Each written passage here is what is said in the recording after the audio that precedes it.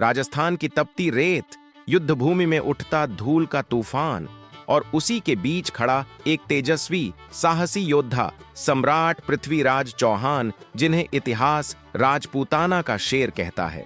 अजबगढ़ की हवेलियों में एक बालक पैदा हुआ, चमकती आंखें, तेज चाल और हाथ में लकड़ी की तलवार लेकर हर किसी को मैं राजा बनूंगा कहने वाला। बच्चे की बातें कभी कभी मजाक लगती थीं, पर उसके हाथ में वह लकड़ी की तलवार जब घूमती तो बड़े बड़े योद्धा भी चौंक जाते। एक दिन गुरुजी ने पूछा, पृथ्वी क्या बनोगे? बालक ने मुस्कुराकर कहा, वह जिसका नाम सदियों तक लिया जाए। गुरुजी समझ गए, यह बालक साधारण नहीं। पृथ्वीराज को तीरंदाजी और शस्त्र विद्या में ऐसा कमाल हासिल था कि आंख बंद करके भी लक्ष्य भेद दे। एक बार अभ्यास के दौरान वे पेड़ की ओट में छिपे चीते पर तीर मारकर सबको दंग कर देते हैं।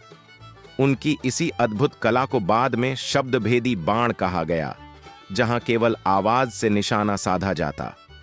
कहानी में मोड़ आता है जब कन्नौज की राजकुमारी संयोगिता की चर्चा होती है।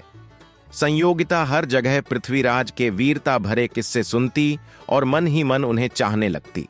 लेकिन समस्या यह थी कि उसका पिता जयचंद पृथ्वीराज का कट्टर विरोधी था। जयचंद ने पृथ्वीराज को अपमानित करने के लिए एक विशाल स्वयंवर रखा। उसने द्वार पर पृथ्वीराज की मिट्टी की मूर्ति बनवाई और उसे द्वारपाल की तरह खड़ा कर दिया।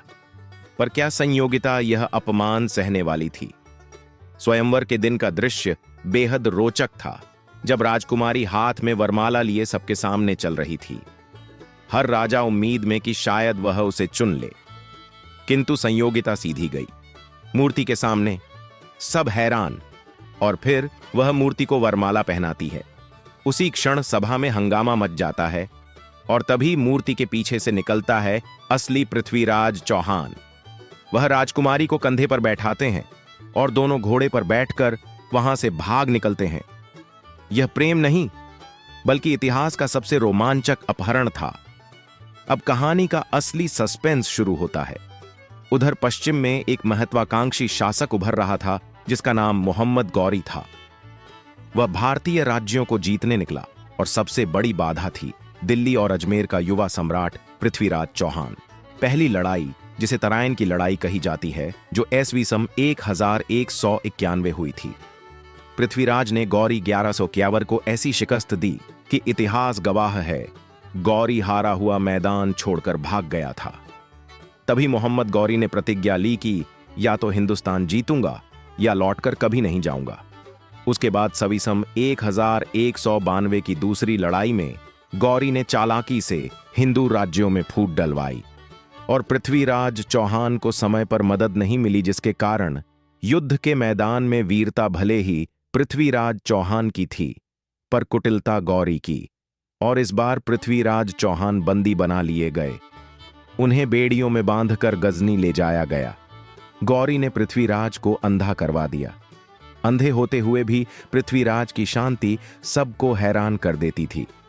एक दिन गौरी ने मजाक में कहा, सुना है तुम बाण से आवाज पर निशाना लगा सकते हो, दिखाओ।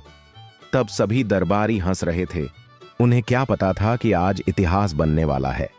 कवि चंदवरदाई भी वहां मौजूद थे।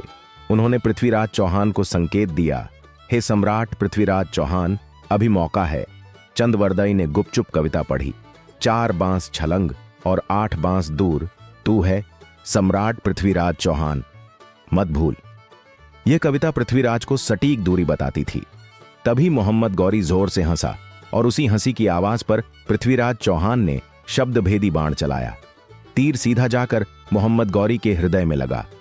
गजनी की सभा स्तब्ध रह गई और इस तरह सम्राट पृथ्वीराज चौहान ने अपने सबसे बड़े शत्रु को अंत में मार गिराया। इतिहास कहता है, राजा हार सकते हैं पर उनकी वीरता नहीं। चौहान वंश का यह महान योद्धा आज भी भारत की शौर्य गाथाओं में अमर है।